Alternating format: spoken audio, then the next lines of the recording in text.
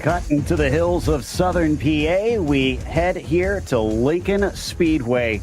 Our latest and penultimate round in the 2023 World of Outlaws Butt Kicker Late Model Series powered by iRacing. I'm Joe Peak, and with me tonight, of course, we have Terry Radford as always. And this should be a good one, Terry. 3/8 of a mile. It should be a tight little track and keep them on their toes. Absolutely. Only 12 turns around this track, and it's actually just over 2.5 miles. But the big thing about it is that it's kind of split into two halves. The first half, highly technical, lots of back and forth. Very few slow corners, though. It's tricky and it's fast. And then it's even faster onto the back stretch. Long straight. Expect most of the passes down into 10 and 10A, the chicane at the end of it. Yeah, and Kendall, you heard him. He wants that second place in the championship because it's worth a lot more. But Logan Rumsey is going to challenge him for it. He's going to start from the pole on this one. Tristan Lattiser is going to be starting in second next to him. Then it's Jesse Wall in the third spot. Robbie Buchanan will be in P4, followed by Blake Majulis, surprisingly far down, starting from fifth in this one. I'm glad you pointed that out. I think they're going to have to be on their toes for this race because those who are slightly out of position, remember, there's other drivers that are going to be fighting just as hard. They've got their own battles. Yes, for Tyler, he might be fighting for a championship, but everybody else around him probably doesn't care about that as much as he does. So the onus is on him to keep the car safe. They know that they've got less to lose. Indeed, and as we wait for them to get the green, here it goes, right out of turn 4, accelerating away. Edens gets a very good jump, and look at Zimmer down to the inside. Question is, can he get the shot off the corner as the 09 tries to run the high line? Looks like he gets good momentum. He's going to hold off, but just for now. All lined up and ready to go for the start of our first ever Toyota GR Cup race here at Sonoma Raceway, protected by CrowdStrike. Waiting patiently for the green from the stand. It's going to be important getting position down into turns 1 and 2 here. And there is the green. We take off down into the first corner. Yeah, you don't want to be too wide through there, but everybody's very single file here at the start. I'm keeping an eye on Constantini because his weakness has been the strategy, but he's got that valuable track position. That's going to be king here today.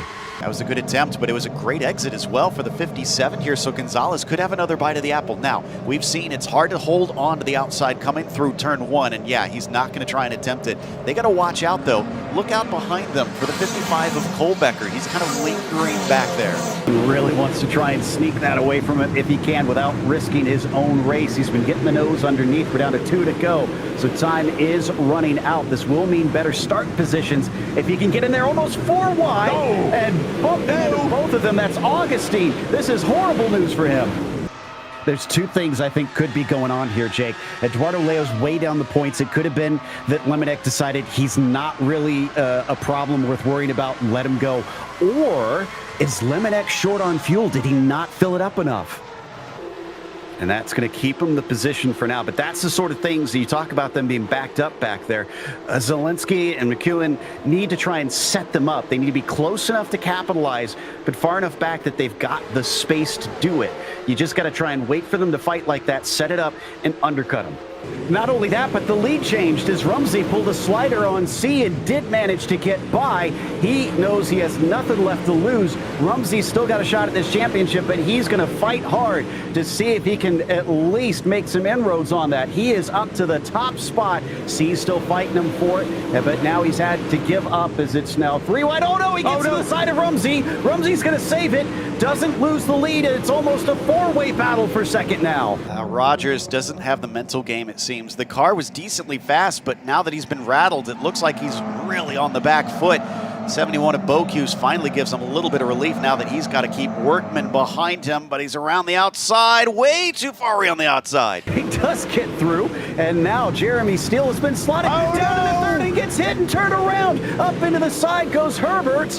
Oh my goodness, so Barbara is going to be your new leader. Hardy is now in the advancing position. As we go side by side, we're getting ready to restart here, and things have been thrown for a loop. We only have 13 laps to go. Can Rumsey bring this home? He's third in the points and needs a mountain to climb to try and catch up to Evan C. The 57 next to him of James Eden, thinking maybe he could snatch this win away as well, as the green flag is out. No, James is very slow on the start. Here comes Tomasi. Happy birthday to Gresham. My goodness, what a fight for the win. And great work to Piscatell on that one as he takes the final step on the podium. Weston Workman, I think he should still be proud of himself in that number 66, managing to get himself up to fourth. White flag from Barney as they come around for the final lap. Will he try and shove him out of the way? He gets right up there, but he doesn't push him, doesn't lean on him. He keeps it clean. Rumsey has one more corner to go, sends it in early to try and cover off a dive to the inside, and as he crosses the line, Logan Rumsey will win the round at Lincoln.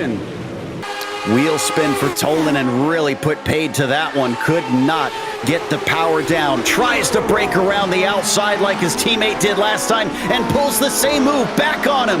You can do it, I can do it better. As they come off of Ascari, what's it going to be? Down into Parabolica. Will this decide the winner, or is Tolanen taking it with that outside move? He covers the inside, coming down to the braking zone of the final turn. Deep into it, Partanen is able to get himself slightly ahead. Who is going to be able to take it at the line? Who's got the better run? It's a drag race all the way to it. They are neck and neck once again as they cross the line. Partanen is going to be your winner. Could he try something into the carousel here? As they go through the tunnel turn, there was a bobble from Tixier, taking a little too much curb. That's going to slow him up. He's right there. He's going to try and look to the inside. Door has been shut by that bright blue number 16 as they weave around the final couple corners. He's going to maybe try and get the inside into the last turn. He's got his nose in, but no, he cannot keep the speed up. Seb Tixier rebuffs him at the last attempt and takes the win for round 3. And Zimmer is going to be the last to transfer through. As here you see the results. Edens, as we said, taking the heat win. Tomasi in second, and Jaeger third. Zimmer the last one to make it through. Everybody else, Steele, Honeycutt, Herbert, and Elkins will head off to the last chance showdown. So we'll see them again soon enough, but we'll head to a quick break here, and then after that we'll come back with a quick interview as well. Speaking of the leaders, early in the race, you're trailing behind. Suddenly, the top two just wind up in a heap beside the track. What's going through your head at that moment? Unfortunately, not able to take the win. Still a valuable second place, and I believe still the points leader. We didn't see a hard defense there into turn one. Did you intentionally let him go, thinking you didn't have enough? You've shown incredible consistency this season, only one finish outside of the top 5 in the first 5 rounds. Is that kind of your goal? Are you really just aiming to bring it home with solid points finishes? Well, we wish you the best of luck when we head to California, and congratulations on a P2. Thank you. Thank you. That's Romer there in the 96, taking P2 today, with Kevin Nielsen finishing in third after being in that second position for a good chunk of the race. Kevin, Maddie kind of spilled the beans, said that you didn't have anything for him after you made that initial attack. Was it that close on your equipment, on the tires and everything kind of going away?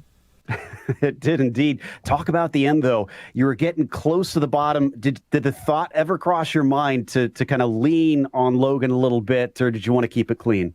Oh, no, I definitely thought about it every lap. Hotter than the temperatures, it was action on the track that was heating up as we take a look at the start of the race, and Rogers found himself immediately under attack from the man that eventually took the win, that number 5, Bocuse, taking his ride off the corner through the carousel and damaging the rear of the car. Then dramatic moments for Kohlbecker. Something went wrong. We don't know what failed, but it forced him off the track in the end. Upon the restart, this allowed Tyler Gonzalez to cut down the lead significantly, and he was on top of it, picking the pocket of the number 6 of Will Rogers in the very first corner. Then eventually, as they fought for the lead, it came down to turn 3 as the number 5 eventually moved ahead, and Gresham Wagner would not relinquish that at all and saw the checkered flag first here today in the second race of the Toyota GR Cup.